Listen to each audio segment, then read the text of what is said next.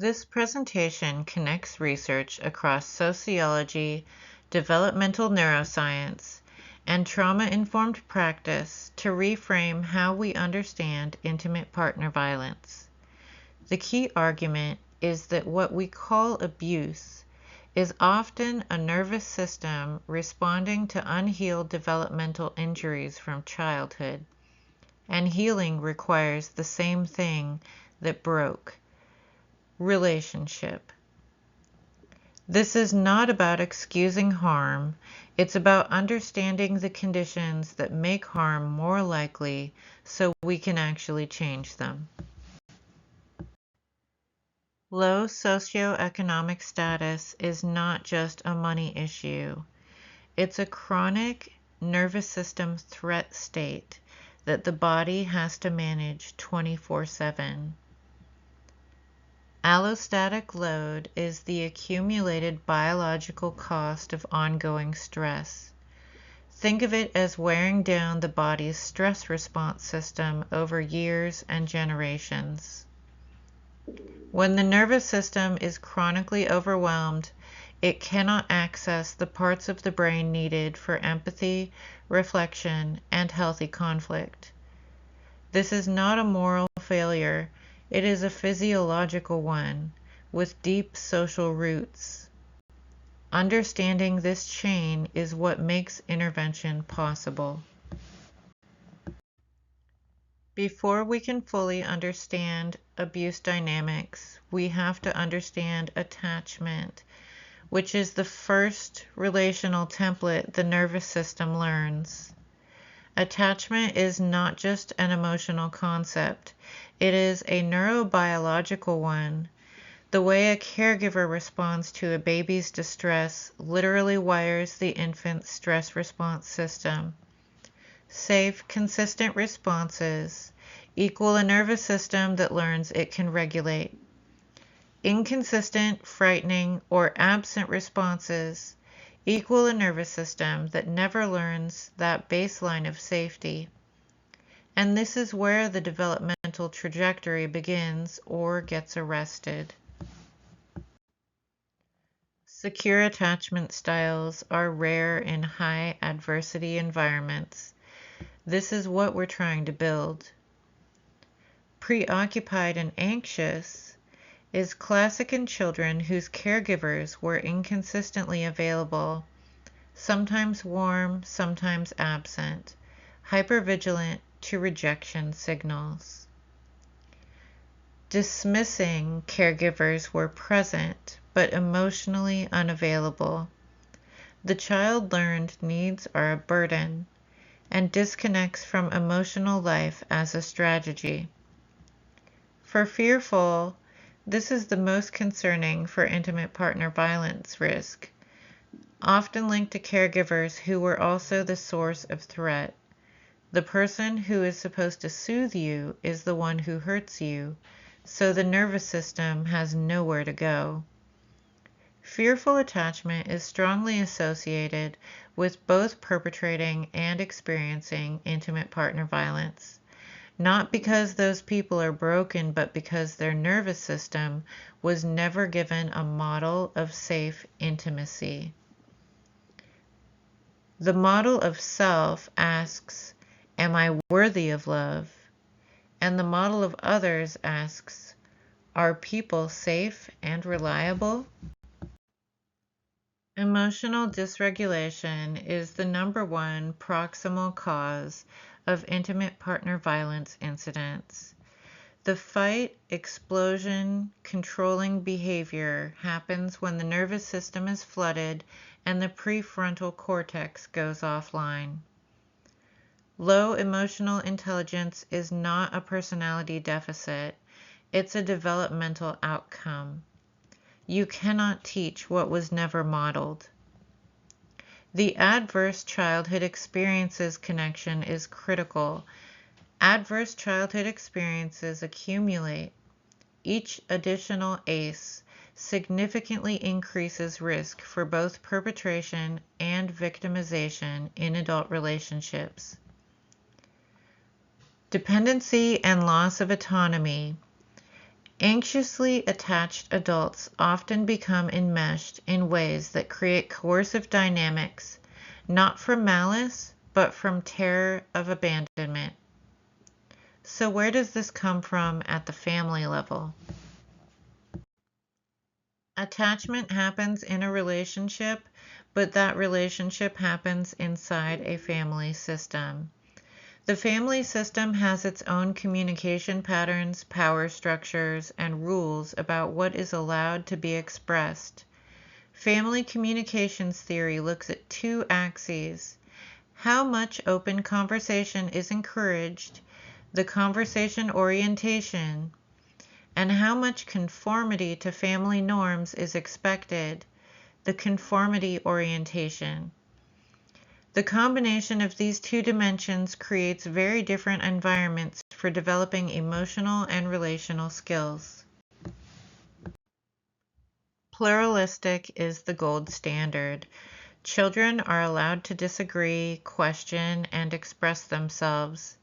This is what builds perspective taking and emotional intelligence, the same skills that protect against intimate partner violence.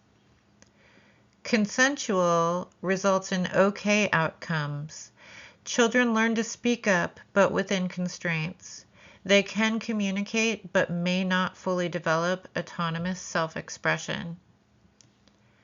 In protective, this is most common in high-stress, low-resource families. Rules and obedience replace dialogue.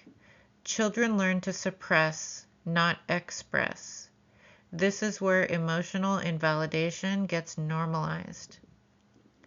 Laissez-faire. Children are emotionally on their own. This produces the kind of emotional isolation that feeds dismissive attachment and later stonewalling and ghosting in relationships. Note the connection to social emotional status. Protective and laissez-faire patterns are disproportionately found in families under chronic economic stress, not because those parents don't love their children, but because survival mode leaves no bandwidth for emotional attunement. This slide shows my own data from an informal survey I did of my communications class in 2024. 100% of punitive discipline households in this sample. This is not a small effect.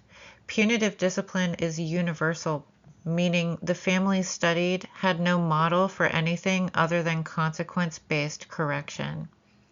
60% of those children struggle with emotional regulation now as adults. That means the majority of people raised in punitive environments carry that deficit into their adult relationships. The 40% who can regulate themselves is the hopeful finding. They had a corrective relational experience, someone who met them with attunement, not punishment, when they were struggling. This is the developmental argument. Regulation is co-constructed. It is a learned behavior through relationship, and it can be learned at any age, but only in the presence of a regulating safe other. This is also why community matters so much. Communities can be that corrective relational experience. Parenting styles are not just about discipline strategies. They are the primary mechanism through which the nervous system is regulated or dysregulated in childhood. Baumrind in 1966 identified two key dimensions: responsiveness and demandingness. Responsiveness features warmth, attunement, emotional availability, while demandingness features structure, expectations, and consistency. The intersection of these produces very different nervous system outcomes and very different risk profiles for intimate partner violence in adulthood. An important note for trauma-informed framing: parents do not choose their parenting style in a vacuum. Their style reflects their own developmental history, their current stress load, and the resources available to them. A parent in survival mode cannot access authoritative parenting. That's why poverty matters so much here. Authoritative parenting includes high warmth and high structure. This is the magic combination where a child's emotional needs are met and they experience consistent, predictable boundaries. This co-regulates the nervous system and also teaches the child to self-regulate. This is not about being permissive or soft. It's about being both warm and clear. Authoritarian includes rules without relationship. The child complies out of fear, not understanding. They do not develop intrinsic regulation. They develop compliance as a survival strategy. As adults, this shows up as either hyper-controlling behavior, now I'm the one with the rules, or submission to controlling partners. This is just how relationships work. Permissive involves love without limits. The child gets warmth but no container. Frustration tolerance stays low. This is not ideal, but outcomes are generally better than authoritarian or disengaged. In disengaged and neglectful relationships, this is the most dangerous because neither warmth nor structure equals the nervous system has to manage everything on its own. I am on my own becomes the organizing belief of the self. Adults from these homes often either seek extremely controlling relationships, finally someone to tell me what to do, or become extremely controlling. I will never be in that vulnerable position again. All of these outcomes are more common in low socioeconomic households, not because of an individual failure, but because poverty is incompatible with regulation. Survival mode is incompatible with authoritative parenting because you cannot attune when you're in survival mode. Children don't misbehave to annoy us. They misbehave to express what they can't say in words. This is just as true for adults as it is for children. If behavior is communication, and it is, then what we call abusive behavior in adults is also communication. It's a nervous system saying, I am overwhelmed, I am unsafe, I do not have the tools to be with this feeling, and I don't have the words to express it. The tragedy is that the communication method is itself harmful, but the solution cannot be to purely suppress or punish the behavior. We have to hear what it is trying to say and give the person new tools for saying it. This connects directly to the next slides, where we see that what we call abuse is often the language of an unfinished developmental journey expressed through the body under threat. This slide shows the full causal chain from developmental risk to intimate partner violent outcomes. In the left column, there are root risk factors, all three of which are heavily shaped by socioeconomic status and are interconnected. Insecure attachment produces the family communication patterns that produce the parenting styles that produce the next generation of insecure attachment. In the middle, we see the deficits that result. Note that every single item here is a relational skill, the capacity to be in relationship with another person's inner world. These are the casualties of developmental arrest. On the right, we see the intimate partner violent outcomes.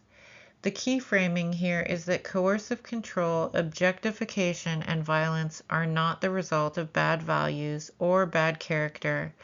They are the behavioral expression of a nervous system that was never given the relational tools to do anything else under stress. This slide includes gender disparities and inequities because patriarchal power structures are a key environmental amplifier. They give permission for controlling behavior and remove accountability. This is the structural and cultural layer that sits on top of the individual developmental story. I am not attempting to minimize real behaviors that cause real harm. A survivor's experience of being controlled, gaslighted, and isolated is devastating regardless of what is driving the perpetrator. But if our goal is to end these behaviors and not just name them, we need to understand what is actually generating them. The deeper truth is that what we call abusive behavior is most often a nervous system in a state of amygdala hijack. The threat detection system has fired, the prefrontal cortex has gone offline, and the person is responding to a perceived threat from their developmental history, not from what is actually happening in the room. The trigger may be current, but the wound is old, and the wound is not just personal, it is developmental and relational.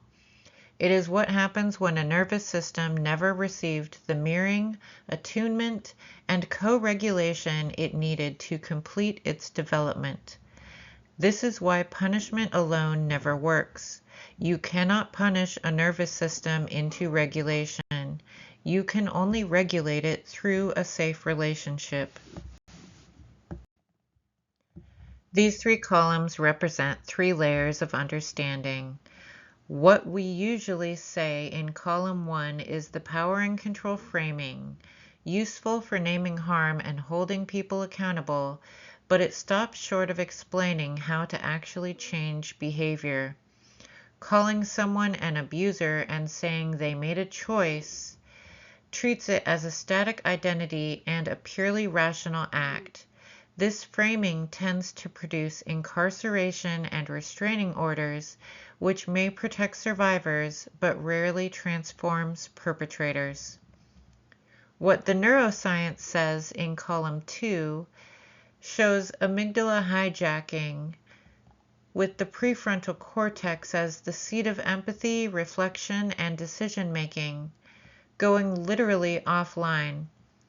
The person is not choosing to be cruel, they are reacting from a threat state. Siegel tells us their window of tolerance is so narrow that ordinary relational friction feels like existential danger. The developmental truth in column 3 shows development is not a solo journey, it takes two.